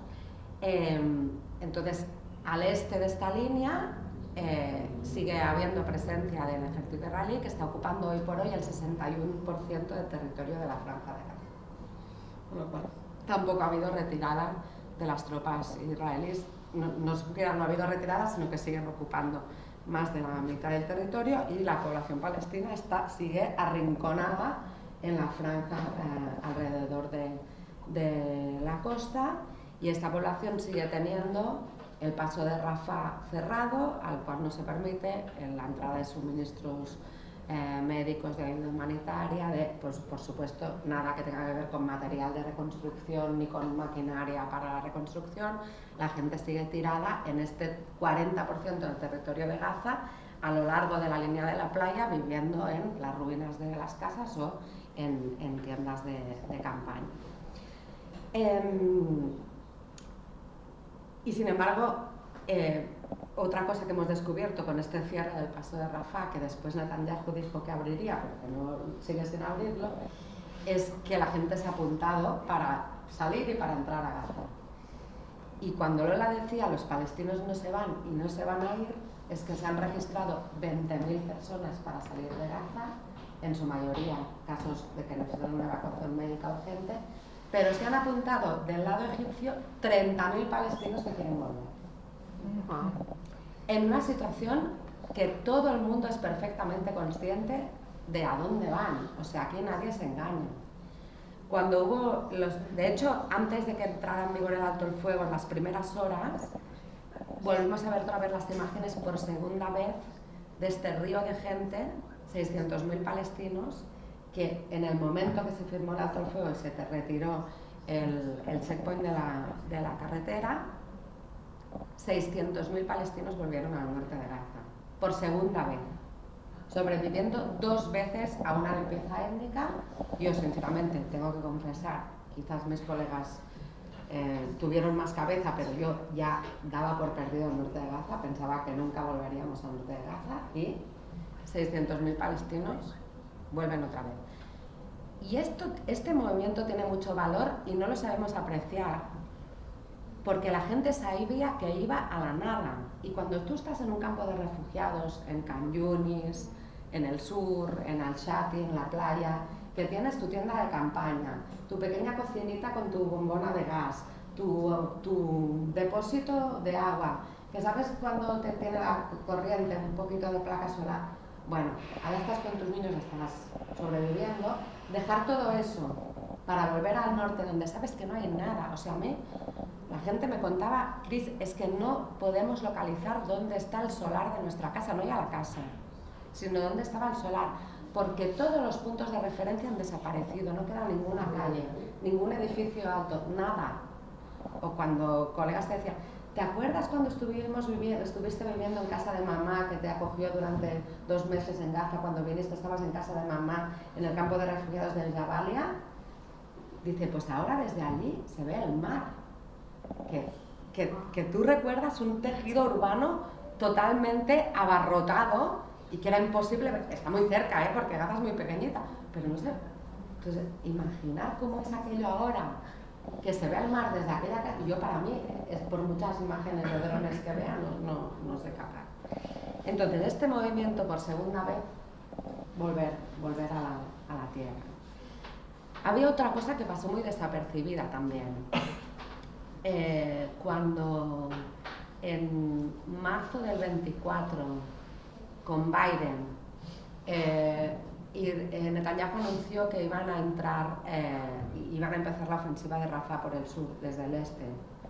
Y Biden le dijo, no lo hagas, si lo haces te vamos a cortar el suministro de armas, y se interrumpió una semana el suministro de armas. Lo hicieron y se volvió a recuperar. En ese momento hubo otra vez un desplazamiento masivo, porque aquella operación estaba diseñada para empujar a los palestinos hacia Egipto. Y yo quiero que reflexionemos, no hay ninguna fuerza humana que parara a 1 millón de personas que se pusieran a andar hacia Egipto. No existe esto. Y los palestinos están acostumbrados a acercarse a la valla muchas veces y que les disparan muchas veces. Y no fue aquel el movimiento, la gente otra vez volvió a desplazarse para el norte, ¿no? Entonces, lo que no forma parte nunca de los planes, de los cálculos geopolíticos, diplomáticos, estratégicos, bla, bla, bla, es que los palestinos no se van a ir de Gaza. No se van a ir de Gaza. Y esto es el problema que tiene Netanyahu y que ha tenido el sionismo en estos 80 años. ¿Qué pasa ahora además? Como Netanyahu decretó que habría el paso de Rafah, pero Netanyahu no quiere que los palestinos que están en Egipto entren a Gaza, vuelvan a Gaza, ni Egipto quiere que los palestinos que están en Gaza, ni que sean evacuaciones médicas, salgan, porque se le genera un problema de inestabilidad en su tierra. Entonces aquello está bloqueado y allá no se mueve nadie. ¿Qué más? Espera, que esto no sé qué me ha apuntado aquí. Bueno, sí. El otro plan, el tema de la Junta de Paz. Bueno, sabéis que Trump se ha declarado presidente vitalicio de Gaza. Suerte que muchos años más no va a poder vivir este hombre. Bueno, entonces, claro, es aquellas cosas que estaba ahora en octubre en Cisjordania y sabéis que salió también el nombre de Tony Blair, el ex primer ministro británico, criminal de guerra por antonomasia en Oriente Medio, después de ser, ¿no?, tener cientos de miles de muertos a sus espaldas por las guerras de Irak y de Afganistán. Y el chiste en la calle era, no han encontrado a Lord Balfour, entonces han traído ahora a Tony Blair, ¿no?, para recordar esta memoria del poder colonial británico, ¿no?, que fue quien entregó Palestina al sionismo. Y luego sabéis que han pagado $1 millón por los puestos, ¿no?, para estar en estos puestos de la Junta. Entonces, claro, esta idea de nadie pregunta a los palestinos quién quiere que les gobiernen. Recordar las últimas elecciones en Palestina fueron en el año 2006 y como el resultado de unas elecciones democráticas certificadas por observadores internacionales como la Fundación Carter, nada sospechosa de pro-Palestina, pero como el resultado no les gustó, entonces bloqueo y castigo colectivo a la población de Gaza. Castigo colectivo, bueno, muy calculado, porque Hamas también ganó las elecciones en Cisjordania, de hecho con un porcentaje mayor de votos, y allá se decidió mantener la autoridad palestina, ¿no?, con Fatah como fuera. Bueno, esta idea de establecemos una autoridad colonial que va a decir los destinos de los palestinos sin preguntarles a los palestinos qué opinan y quién quieren que los gobiernen, bueno, pues va avanzando, ¿no? Con este conjunto de sátrapas, pues bueno, no sé si visteis las imágenes de Washington del otro día, pero estaba también Milei entre los miembros de la Junta de Paz, Orbán, el albanés, bueno, Turquía, Egipto, ¿no?, los saudíes, todos están allá. Y como que esto va adelante, ¿no?, como que realmente están diciendo que esto es la gente que va a gobernar Gaza no sé, y es que yo no sé en qué cabeza cabe que esto va a funcionar de alguna manera. Y luego Israel forma parte de la Junta de Paz también, ¿no? O sea, es la primera vez que se pone al genocida a gobernar el territorio arrasado, y con este plan que parece mucho el plan del modelo colonial norteamericano, que es primero exterminamos y tras el exterminio colocamos a los supervivientes en unas reservas donde los vamos a dejar en unos trocitos al lado de los casinos, ¿no? Bueno, yo creo que esto no va, o sea, nos van a tener distraídos con esta historia mientras no hablamos de lo que está ocurriendo en Gaza y no tiene viabilidad de futuro, pero no importa porque el titular ya está hecho. Y quiero recordar que con toda esta mascarada los periodistas internacionales seguimos sin poder entrar en la Franja de Gaza, o sea, es que ¿de qué estamos hablando, no? Precisamente porque, ¿no?, si entráramos corroboraríamos las historias que nuestros colegas palestinos han estado explicando a lo largo de estos 2 años al coste de sus vidas y darles sus familias, y entonces se cae todo como una... ¿no? Por eso no hay acceso a la prensa, porque todavía sigue quedando mucha cosa que esconder, y como solo se trata de calmar a la opinión pública, este va a ser el objetivo principal. Y acabo simplemente hablándoos un poquito del libro, ya os lo ha contado Araceli un poco quién escribe, pero bueno, esto ha sido una experiencia para nosotros importante, que ha sido traer todas estas voces de Gaza, porque queríamos que para hablar de los niños de Gaza y las niñas de Gaza hablaran la gente de Gaza. Y entonces aquí tenéis maestras de Gaza, terapeutas de Gaza, pediatras de Gaza, periodistas de Gaza, fotógrafos de Gaza, que hablan de la situación de la infancia. Luego hay una serie de colegas periodistas de aquí que también conocen muy bien la franja y han hecho un trabajo de documentación muy importante. Y luego tenemos pues activistas y gente conocida. Quería destacaros el texto de Kariman Masharawi, porque antes David hablaba de esta 60% de estudiantes universitarias gazatíes que son mujeres. Pues Kariman ya no es estudiante, ya se licenció, y creo que esto os puede ser interesante para Lauda también. Kariman estuvo los 4 primeros meses del genocidio acelerado en Gaza y luego consiguió salir y ha montado un proyecto que se llama Bellyfly, que quiere decir Believe You Can Fly, o sea, cree que puedes volar, y que consiste en hacer terapia para los niños y las niñas con gafas de realidad virtual. Kariman es una ingeniera gazatí que se graduó en la Universidad de Gaza y que estudió diseño informático, no sé cómo se llama esto, para crear videojuegos, ¿no? Y entonces ha puesto todo este conocimiento con un equipo de psicólogos especializados en trauma infantil, y lo que hacen es someter a los niños a un entorno de calma, ¿no?, de tranquilidad, con los estímulos de lo que ven y lo que escuchan, ¿no? Y se ve, la gente que es experta en esto dice que 3 minutos al día de una situación de calma, de salir del estrés, puede tener un efecto tan terapéutico, tan beneficioso, ¿no? Esta gente está pensando ya en el futuro. O sea, Kariman ya ha puesto en marcha estas gafas de realidad virtual, que además es un invento exportable al mundo entero. En cualquier lugar donde haya niños en situación de conflicto podemos utilizar esto, ¿no? Yo creo que es una lección importante. Y entonces quería acabar leyéndose el texto de Najwa. Najwa es una ama de casa, una mamá, tiene 4 hijos, y yo le propuse a Najwa, estamos escribiendo un libro sobre la infancia en Gaza, quiero explicar tu experiencia como madre, y entonces Najwa nos cogió una libreta, no sé cómo, un boli, y en medio de los bombardeos entre julio y agosto del año pasado, escribió 30 páginas, que es el primer texto que escribe en su vida, ella también, explicándonos toda su experiencia bajo el genocidio, y lo fotografió página por página y nos mandó este texto por WhatsApp.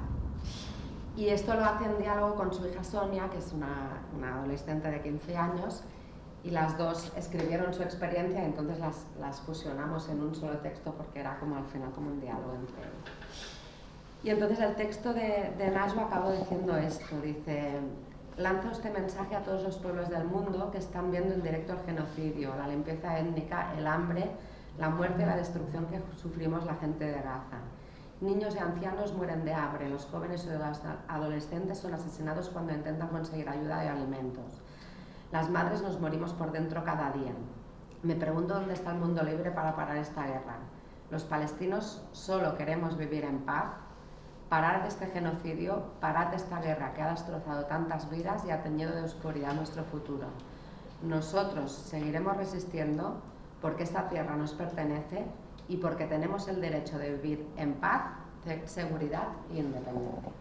Este es un mensaje.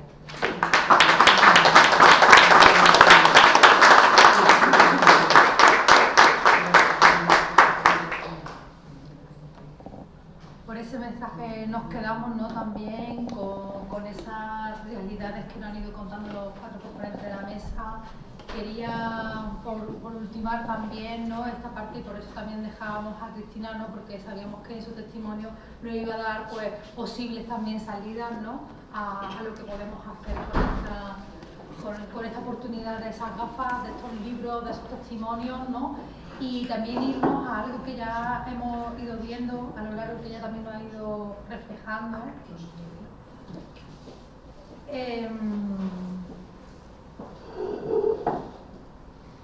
Que es todo, ¿qué podemos hacer nosotros y nosotras, ¿no? Porque también estos testimonios, ¿no?, como lo decía Lola, a mí me ha encantado, ¿no?, porque es como quien tiene que tener miedo es el Estado de Israel, porque se está cayendo, ¿no?, esto que muchas veces no comentamos tan a voz populi, ¿no?, y que es una realidad, y quien me conoce sabe que soy asquerosamente positiva, y en la situación de Palestina también, ¿no?, donde efectivamente creo que precisamente nosotros hemos visto no solamente la dureza de ese exterminio y esa limpieza étnica, sino también el aumento de la solidaridad, la caída de vendas, ¿no?, de lo que realmente está pasando y qué es realmente el Estado de Israel, ese holograma que nos vendían, ¿no?, y qué es lo que realmente hay de con todos esos planes que nos contaba también la compañera, ¿no?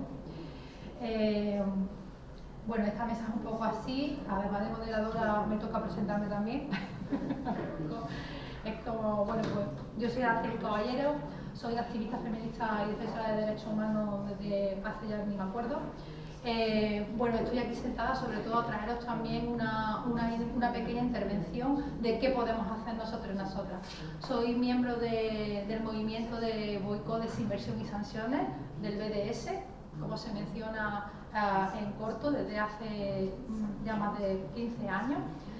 Tanto he tenido, por este acento, yo no soy valenciana, aunque llevo 8 años residiendo aquí, pero desde Andalucía, pues desde Córdoba con Palestina, como portavoz también de Andalucía con Palestina, apoyando también y sobre todo a este movimiento y a la visibilización, a la sensibilización y al llamado que realmente nos hace el pueblo palestino, porque este movimiento nace en el año 2005 ante un grito también desesperado de lo que ellos, porque como bien decía, ¿no?, van por delante también de lo que está sucediendo, de lo que va a suceder, lo que ellos y ellas nos pedían a la comunidad internacional, sobre todo a la población, de qué podíamos hacer para efectivamente apoyar esa resistencia y hacer algo ante estos gobiernos que nos manipulan y que también nos someten a sus narrativas, como hemos visto, ¿no?, porque son periodistas que saben, que conocen de primera mano, y que lamentablemente esto no es lo que vemos muchas veces en nuestros diarios y en esas narrativas, ¿no? Entonces, bueno, ¿qué podemos hacer nosotras? Pues eso, ese movimiento nace a nivel internacional porque realmente es la población palestina, sindicatos, organizaciones, más de 190 de todos los territorios palestinos, llaman inspirados también, ¿no?, en el movimiento de Sudáfrica, llaman efectivamente a actuar ante el silencio y la complicidad internacional, ¿no?, ante todas esas marcas y todas esas empresas que están apoyando, colaborando, siendo finalmente también cómplices de todo esto, ¿no?, de todos esos asesinatos. no podemos llamarle muerte, sino asesinato de toda la población, de una población que recordemos que es civil. No sé si las presentes saben que el Estado de Israel, casi el 98%, por no decir 99%, porque hay un 2% por lo menos de personas, son completamente militares. Todos hacen la milicia por 2 años y los que consigan a lo mejor no hacerla tienen 2 años de prisión, ¿no? Frente a la población palestina que, por supuesto, está desarmada, ¿no? Basado efectivamente en el ejemplo de Sudáfrica, de ese boicot, desinversión y sanciones, nace efectivamente el boicot hacia el Estado de Israel, ¿no? Que al fin y al cabo es una herramienta eso, de presión política, de presión civil, para exigir nada más simple que el respeto de los derechos humanos, nada más simple, ¿no? Y cuestionar esa estructura de poder a la que estamos sometidas y que también seamos responsables del poder que tenemos cuando invertimos cada uno de nuestros euros en aquellas empresas que efectivamente son cómplices y que apoyan todo este genocidio, ¿no? Sí, con totalmente impunidad, o sea, porque ya lo estamos viendo, ¿no? Sino además con esas nuevas alianzas que se crean, ¿no? A base del coste de la restricción de nuestros derechos y, por supuesto, del pueblo selectivo. El BDS lo que propone es eso, medidas de boicot, hacerle boicot a esos productos, desinversión, es decir, quitarle la inversión a todas las empresas que nacen desde el Estado de Israel y sanciones. Cosas para eso, para reclamar libertad, justicia e igualdad, que es lo que hemos estado aquí, ¿no? A través de nuestros ponentes resaltando toda la tarde. Y además lo pone de una manera fácil y accesible, ¿no? Porque efectivamente el movimiento pues, ya lleva más de 15 años creando esta oportunidad, ¿no? ¿Y qué es lo que propone? Pues fijaros, hacer un boicot que sea político, un boicot que sea cultural y deportivo. Es decir, que no solamente que denunciemos cuando vienen aquí personas que efectivamente que son genocidas y nuestra presidenta de Madrid, Ayuso, le dé una medalla o le choque la mano, ¿no? Que nos levantemos ante eso, sino también al boicot cultural, ¿no? Como decía, también porque en muchas ocasiones los artistas israelíes a través del arte, ¿no? Pues como el grupo de Yumaya, que lo vamos a ver más tarde, ¿no? Pues no, nosotros que llevamos la cultura, no, vosotros representáis también un Estado que es genocida, ¿no? Y hacéis una limpieza también, sino también deportivo, también un boicot académico, que como bien decía Lola, ¿no? Ha habido mucho tabú también, ¿no? Y mucho refuerzo desde nuestras universidades, desde esas personas, porque se les valora mucho más los aportes que hacen los israelíes que los palestinos, y un boicot económico, que es donde nosotras más también podemos actuar desde lo pequeñito. A raíz de ese movimiento de BDS, nace precisamente, que es internacional, nace el movimiento de la Red Solidaria contra la Ocupación en Palestina, aquí en España, desde el año 2005, que es quien acompaña a coordinar todas las acciones de todos los territorios. Nace también una campaña con el tiempo que se llama Espacio Libre de Apartheid Israelí, donde se intenta que negocios cercanos, cotidianos de nuestros barrios, incluso nuestros ayuntamientos, se comprometan a ser espacios libres de apartheid. ¿Eso qué quiere decir? Que no compren ningún producto, es decir, que desde la impresora hasta los folios, hasta el boli, se pueda revisar y que no aporten a ese genocidio. Y también, por supuesto, a Yo no compro apartheid, ¿no? Con esa otra campaña. Muy bien. ¿Qué ocurre? Que en 15 años hemos aprendido muchas lecciones. Porque claro, imaginaros cuando salíamos a la calle, yo recuerdo en los primeros años que, o sea, el listado era infinito de todas las empresas. El listado era infinito. Entonces, claro, tú llegabas a la gente de calle, le dabas el listado y lo primero que decías es, no, ¿y entonces qué compro? ¿No? ¿Qué compro? Entonces dijimos, bueno, vale, vamos a crear efectivamente boicots que sean más estratégicos, ¿vale? Que en momentos puntuales creamos que se puede realmente lograr más con la presión no solamente local, nacional, sino también incluso internacional. Entonces vais a ver que van a salir muchas empresas, o quienes os acerquéis o conozcáis de la campaña, pero también hay un momento en los que os pedimos encarecidamente que prestéis atención, porque en ese momento se está dando volumen, porque necesitamos ese refuerzo para boicotear también a esas empresas o esas acciones. No es lo mismo que efectivamente los boicots no estratégicos, que al final se pierde mucho la fuerza y no no tal. Estas son más o menos las marcas prioritarias que están en este momento y a las cuales se está haciendo estratégicamente boicot, ¿vale? Y, como decía, en empresas que son israelíes también desinversionando, que no hagamos inversiones en ellas, ¿vale? Vaya a haber diferentes. Como podéis ver también desde el BDS, también incluso en valenciano, os ponemos y acortamos mucho más también a esas empresas. Comenzamos por algunas de ellas como el boicot en McDonald's, ¿vale? Es cómplice de esa masacre, apoya a todo el ejército en los territorios israelíes, ¿vale? Y efectivamente actúa en la apartheid del pueblo palestino, ¿sí? Al inicio del curso escolar siempre nos focalizamos también con el, bueno, y no solamente en el curso, sino durante todo el tiempo en el boicot del Carrefour, por los productos también que tiene y porque sigue teniendo también bases en el Estado de Israel y por tanto una complicidad directa y además sin esconderse para nada. Me deja, es verdad que hablo muy rápido, nuestra traductora, pobre mía, gracias.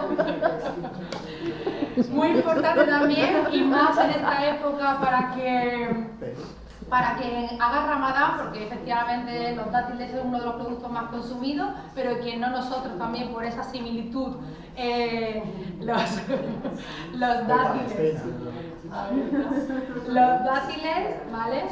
Porque efectivamente pues, se cultivan en territorios que han sido ilegalmente ocupados por Israel, ¿sí? Y estos se venden, pues, como podéis ver más adelante, se venden por el Mercadona, en el Consum, en el Carrefour, en el Aldi. Entonces, ¿qué ocurre? No solamente es no comprarlos, también desde ser consumidor o consumidora, lo que hacemos es enviar cartas también, que hoy en día lo tenemos o bien en nuestra hoja de reclamaciones, que afortunadamente aquí en España también podemos hacer una hoja de reclamaciones, para pedirles, como consumidora y actuar con nuestro derecho, para pedirles que sean retirados estos productos también, ¿no? Porque además, no solamente porque estén siendo cómplices de un genocidio y de que sean también, sino que están incumpliendo leyes internacionales.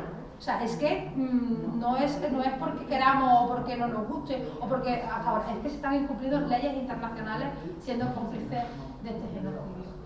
Productos como Teva, ¿no? Que es una marca de productos farmacológicos, ¿verdad? Donde ahora precisamente yo adelanto que van a sacar los compañeros y compañeras una campaña el próximo día 26-27, yo lo traigo aquí en primicia, para que efectivamente estemos atentas, porque una de las cosas, y ahí tienen el QR, me lo pueden pedir después, y yo puedo facilitarles todos los grupos de WhatsApp, de Telegram y demás, donde nos coorganizamos, y donde hace 7 años éramos 50, y hoy afortunadamente somos más de 500 y más de 1000, ¿vale? Donde vamos compartiendo toda esta información. Por eso mismo, porque los medicamentos, o sea, el dinero que invertimos se convierten en balas que efectivamente matan a todas las personas, o sea, asesinan a todas las personas que hemos estado hablando aquí esta tarde.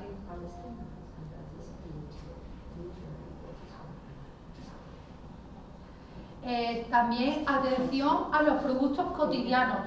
Es cierto que antiguamente era fácil porque tú mirabas el código de barras y mientras que ningún otro país del mundo puede cambiar ese código de barras, ¿vale? Palestina tenía el número 729 y entonces era fácil de identificar. Lamentablemente y afortunadamente para la campaña hizo mella y Israel dijo, pues me vaya a boicotear los productos, pues soy el primer país en el mundo donde voy a cambiar mi código de barras.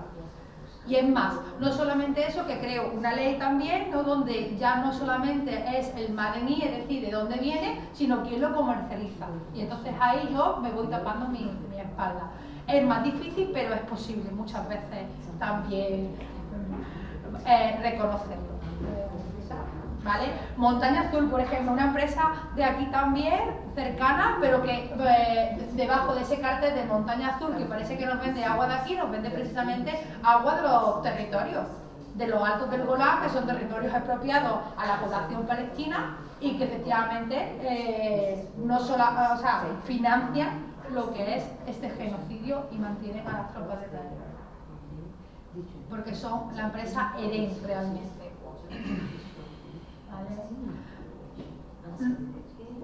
No solamente en productos, sino también lo que se va pidiendo también es acciones que efectivamente hagan que nuestros gobiernos cumplan también esas leyes. Y por ejemplo, seguramente habéis escuchado este embargo de armas ¿no? que realmente se le pedía al Estado español, ¿no? Y a todas las empresas del Estado español y del mundo entero, pero bueno, nosotros nos circunscribimos aquí. Este embargo de armas para que efectivamente no fueran estas armas las que también llevan a Palestina.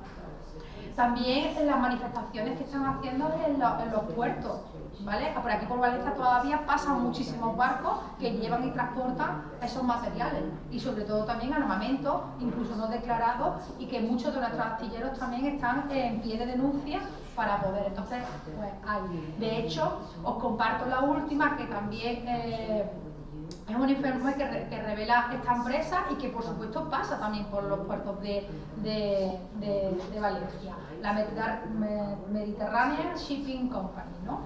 Y que este es el último dossier que ha sacado, faltan muchas más diapositivas ahí, pero lo que efectivamente pedimos desde la sociedad civil es el cese inmediato de ese transporte de importación o de exportación de los asentamientos ilegales israelíes. Comercios tan cotidianos como Premier, ¿sí? Estas son otro tipo de acciones a las que muchas veces también asistimos desde el movimiento BDS para hacer acciones directas en los lugares concretos para efectivamente informar de qué productos son los que están vendiendo. Y en muchos casos venden cosméticos, ¿vale? Que se hacen precisamente en el Mar Muerto, que también son zonas. Incluso cosas cotidianas como efectivamente las toallitas de cosas que parecen que no están vinculadas, pero que siguen estando vinculadas. Y así me podría tirar toda la tarde. Juguetes del imaginario, HP, Orange, en fin. Como decía, no solamente el boicot comercial, sino también importante el boicot académico, el boicot cultural, como mencionaba antes, ¿no? El Maná, que era, por ejemplo, y ya por ejemplo no viene a España tampoco a tocar, es una de las victorias también del BDS. Y por supuesto el boicot deportivo, ¿sí? Que hace poquito estuvieron. De hecho, lamentablemente, me voy a parar unos instantes porque nuestros jóvenes estudiantes de la universidad precisamente están necesitando apoyo y ayuda porque en estas manifestaciones hemos sido denunciadas, y digo porque también he sido denunciada en estas manifestaciones, pero aunque ellos han salido peor parados porque las multas llegan hasta cerca de 15.000 euros a chavales estudiantes y además tienen amenaza de penas de prisión, ¿no? Gracias. ¿Vale? Con penas de prisión.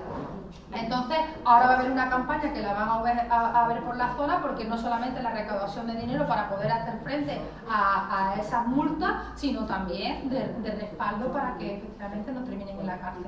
Porque el BDS está haciendo mucho daño, no nos multan por casualidad, es porque efectivamente el BDS está cumpliendo su objetivo y es boicotear realmente a Israel, debilitarle aún más y hacer mucha presión social desde la población, ¿sí?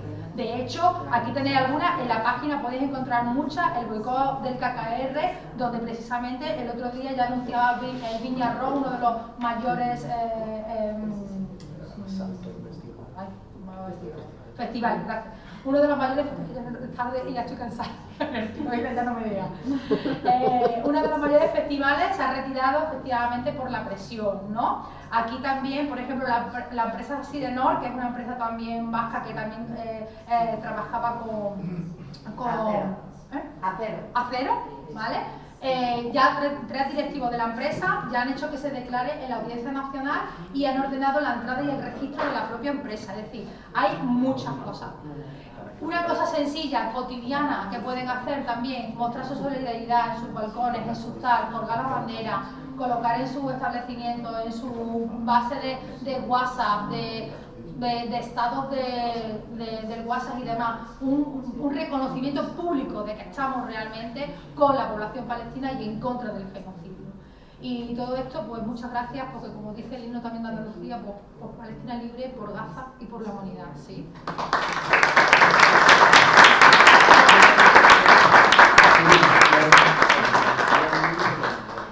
Bueno, tenemos 5 minutitos para algunas preguntas, ¿sí?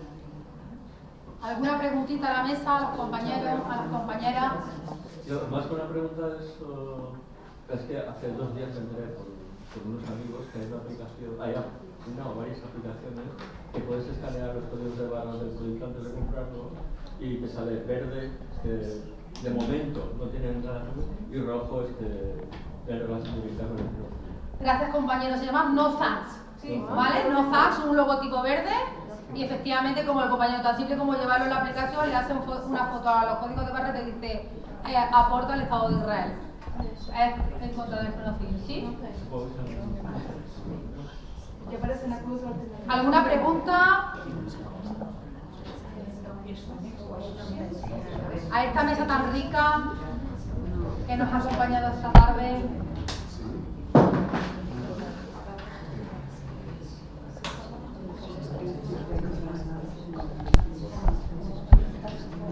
Recordar la presentación que hay el día 26 en la Universidad de Valencia. Estaba buscando la hora porque no me acordaba la hora. Quiero que a las 7. Recordar que también es una actividad junto a las movilizaciones. La manifestación del día 26 a las 7 de la tarde en la puerta del ayuntamiento. ¿Sí? Yo podría hacer un comentario que no es una pregunta. Que no te restaure lo que ¿Puedes subir la voz de por favor? Pues, si no tiene nada que ver tampoco. Que no tiene que ver lo que tú estás exposando, es un comentario de una experiencia muy positiva que tienes. Si es positiva, que lo haga, porque Claro. necesitan más minutos. A ver, necesitamos. Arriba. Bueno, hola a tot el món, he vingut per un fet concret, he tingut una experiència molt bonica. Suposo que molts de vosaltres ja ho coneixeu. Fa 3 mesos jo no sabia, perquè la desesperança és gran, però sabem que tenim que continuar. Cal continuar abans. Aleshores jo penso molt en quina és la situació de la gent que està en Gaza.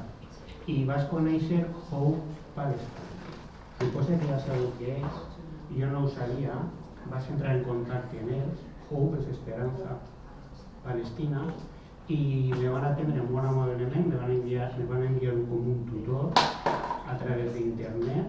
Me va a pedir esta persona que voy a asesorarme a mí de cómo yo podía colaborar y entrar en contacto en una familia que está, yo digo, camp de concentración, lo que siga, allá en Gaza.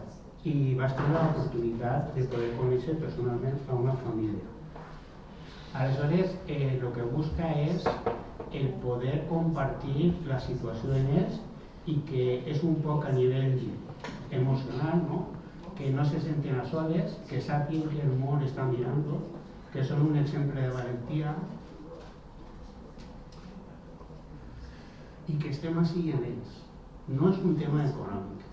Si a banda del tema emocional de record, de que se senten, que sàpiguen que el món està mirant com un exemple de valentia, si algú vol col·laborar econòmicament també pot fer-ho. Aleshores jo, clar, tenia molts de dubtes, però me van explicar esta persona que m'assessorava que a través d'una targeta prepago de qualsevol banc, per exemple, quan paguem alguna cosa online, tu pots carregar-la de 100 euros, el que siga, aleshores a través d'aquesta targeta de prepago tu pots enviar diners, no? Se cobra, aquell que està d'intermediari cobrarà, no cobra molt, un 10%, una cosa així. I va ser molt emocionant perquè hi havia una família palestina que necessitava un forn de gas, una cuina de gas, perquè estava en una tenda de campanya i tenien que fer foc en llenya per escalfar el menjar per a 3 criatures que tenien. Bueno, els van ajudar, van comprar la cuina de gas i me van enviar la foto de la cuina de gas, entonces enviant-me deseos. Això és Hope Palestine. Això és. Jo ho veig tan directe, tan pràctic, tan ara i així, que per això he vingut així a contar. Moltes gràcies.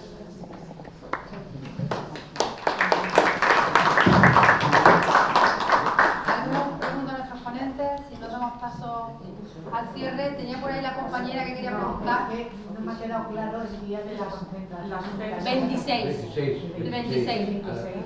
De esta. A las 7 de la tarde. A las 7 de la tarde en la puerta del ayuntamiento. ¿Sí? De todas maneras, no sé cómo se manejan también, pero en el WhatsApp, en el Telegram y demás, también tenemos grupos donde vamos informando sobre ese tipo de actividades, ¿sí? Pues muchísimas gracias a todos y a todas. Millones de gracias por venir hasta aquí, por compartirnos sus experiencias en primera persona, profesionalmente, personalmente, ¿sí? Y vamos a dar por cierre con nuestra compañera Aisha, que nos queda muy poquito porque nos piden también que seamos lo más puntuales posible.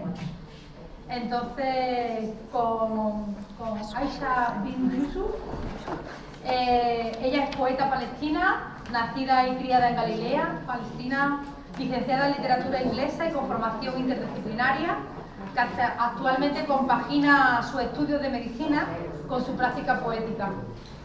Su obra ha sido publicada en revistas internacionales como la Rundstraße de Beirut y World Literature Today de New York, y aborda temas de identidad, memoria, diáspora y experiencias colectivas a través de este lenguaje poético.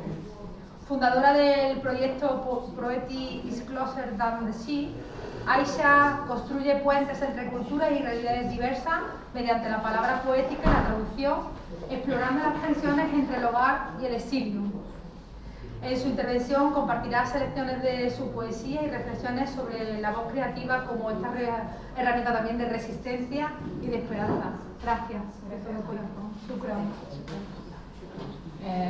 Primero, antes de empezar, quería daros las gracias por estar aquí, por los ponentes, por el trabajo que está haciendo BDS y otras iniciativas para el pueblo palestino, para nosotros.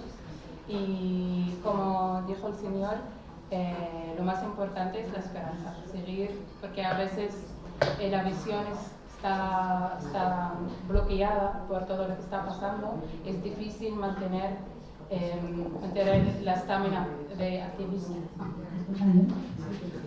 Así que la acción y la esperanza están muy relacionadas y se alimentan una a la otra. Así que seguimos con la esperanza y espero con estas palabras también puedo aportar algo. Voy a empezar con un poema que escribí, que está escrito en inglés y se llama A Distance. It is told that Israeli soldiers, upon raiding houses in the West Bank, rushed to put their hands on the hearts of Palestinian children. If their heart is beating very fast, it means that they've been running and throwing stones at tanks. Hence, they are arrested. If their hearts are calm and beat slowly, it means they're not afraid of soldiers yanking them from the neck with a rifle dangling like sick fronds, so they terrorize them. Either way, what good is a heart if it can't beat at the right pace? El siguiente poema es de un poemario recién publicado de un poeta yazidí, se llama Nasser Rabah, lo recomiendo mucho. Él escribe en árabe y esta es la traducción de Alberto Benjamín López. Este poema se llama Angelitos. ¿Me oyen bien? Sí. Vale.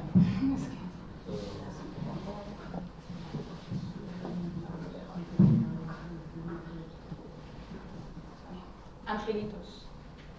En la noche del destino, Laylat al-Qadr, subimos a prisa al tejado para ver a los ángeles, pero no vimos nada. A la mañana siguiente contamos que los ángeles nos habían saludado con sus grandes alas de plumas blancas, que tomaron con nosotros el sahur, que nos rociaron las cabezas con agua bendita. Y los mayores apoyaron nuestra mentira con un aire de triste compasión en la sonrisa. Durante aquellos días olvidamos en la azotea algo que ya no encontraríamos. Olvidamos niños que jamás crecieron, que jamás mintieron. Olvidamos los ángeles de nuestras vidas. El siguiente poema es de una antología publicada justo después del 7 de octubre. Está online, es de Otra Sinceridad, una editorial chilena. Y este poema es de un poeta también gazatí, se llama Khaled Juma. Él lo escribió en inglés y se llama Oh, traviesos niños de Gaza. No puedo evitar. Oh, traviesos niños de Gaza, ustedes que me interrumpían siempre con sus gritos bajo de mi ventana. Ustedes que llenaban cada mañana de prisa y caos. Ustedes quebraron mi jarrón y robaron la solitaria flor de mi terraza. Regresen y griten todo lo que quieran y quiebren todos sus jarrones. Roben todas sus flores, pero regresen, regresen.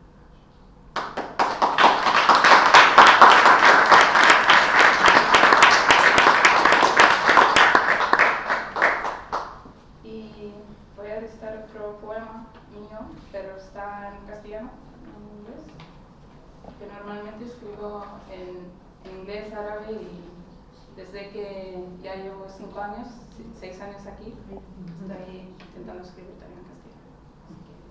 Ese poema se llama Saber, que en árabe significa paciencia, pero también significa la fruta del higo chumbo, que aquí no sé si se come, pero ahí se come. Sí. Vale, pues. Saber. Si otra persona me pregunta qué creo que es la solución del conflicto, les hablaré de los cactus en las colinas de mi pueblo, que conocen las manos recogiendo su fruto carnoso. Los cactus que quedaron cuando la gente de las aldeas no pudo. Les hablaré del espectro de una primavera palestina. Almendras verdes, amapolas rojas salpicando el borde del camino. Nísperos ofreciendo una sombra sabrosa. Malva por las colinas esperando a sus recolectores. Zácar llamándonos y granados floreciendo, mientras los cactus presencian susurrando. Estábamos aquí durante la Nakba, aquella primavera. Escondimos el oro en el fondo del pozo, cerca del manantial. Sabíamos que ibais a volver. Salvaguardamos tus historias cuando de silencio. Cultivamos las semillas del saber. Las entregamos a la siguiente generación. Cuando nos cortan, crecemos más fuertes. No ha aprendido nada el colonizador sobre la fisiología de la resistencia, sobre la inevitabilidad del retorno. La próxima vez que alguien mencione estados, naciones, líneas verdes dibujadas en sus mapas coloniales, les hablaré del cactus, cuya paciencia viene de más allá, que saben lo que nosotros no sabemos, que exprimen la piedra para darnos resiliencia, que fueron testigos de lo que nuestros abuelos niegan a mencionar, que arrojan al colono con sus púas como machetes, protegiendo su esencia dulce y suave. Los cactus que tejen otra posibilidad. Cuando llegues a Palestina y ves una conglomeración de cactus asomándose entre las montañas, en el margen de las autovías, sabrás, allí están los espectros de nuestros pueblos expulsados.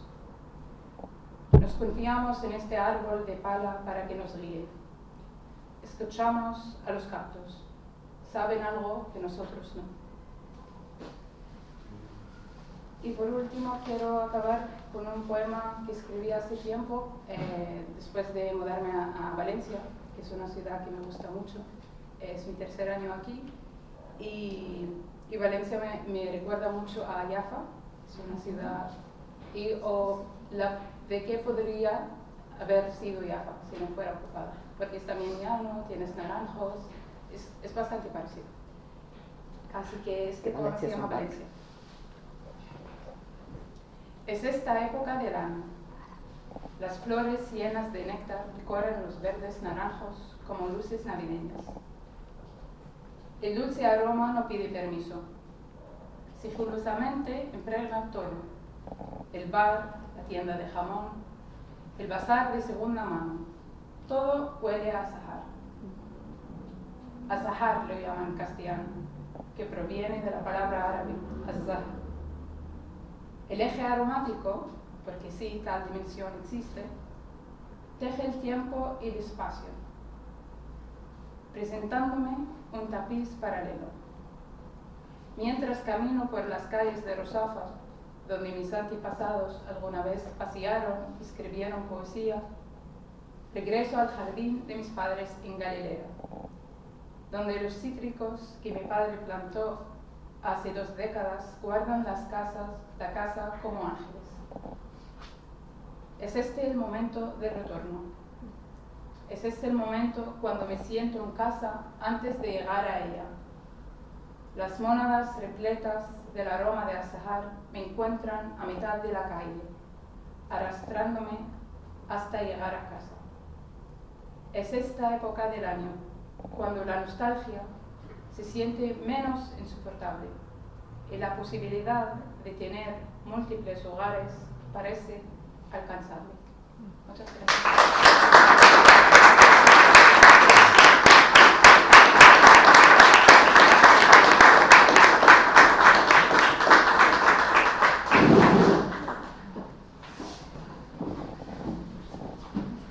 Bueno,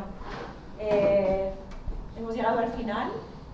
Muchísimas gracias por haber venido, por haber compartido este espacio con nosotras.